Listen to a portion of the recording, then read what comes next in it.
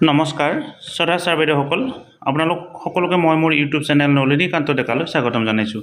শিক্ষা বিভাগৰ এটি বৰ ভাল খবৰ জনাব বিচাৰিছোঁ। বিশেষকৈ মধ্যাহ্ন ভোজনৰ লগত জড়িত ৰান্ধনি আৰু সহায়িক ৰান্ধনিসকলৰ কাৰণে এই বিশেষ খবৰটো ইয়াতে উল্লেখ কৰিছে।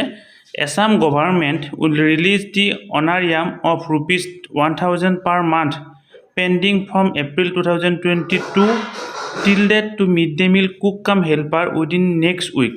The payment will be made through DBT direct benefit transfer. So কি কৰা হৈছে আমাৰ যিসকল মধ্যাহ্ন ভোজনৰ ৰান্ধনি তেওঁলোকৰ যিটো মাহিলী মাননি 1000 টকা সেইটো তেওঁলোকে পোৱা নাছিল। আজিৰ পৰা কিছুদিন আগতে 500 টকা কৰি ৰিলিজ কৰি দিয়া হৈছিল, কিন্তু 1000 টকা কৰি পোৱা নাছিল 2022 চনৰ এপ্ৰিল মাহৰ পৰাই।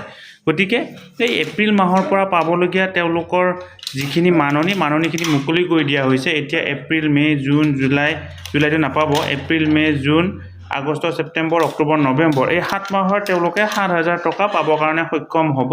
গতিকে শ্ৰদ্ধা ছাৰ বাইদেউসকল আপোনালোকক এই ভিডিঅ'টোৰ জৰিয়তে এই কথাখিনি জনালোঁ। আপোনালোকে আপোনালোকৰ বিদ্যালয়ৰ ৰান্ধনি বাইদেউসকলক খবৰটো ক'ব, কাৰণ তেওঁলোক অতি কম মাননিত কাম কৰি থকা একোজন কৰ্মচাৰী।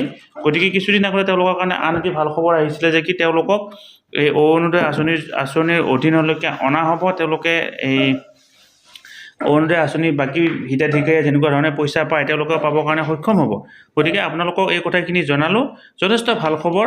গতিকে আপোনালোকে যিমান পাৰে সিমান ভিডিঅ'টো শ্বেয়াৰ কৰিব। ধন্যবাদ।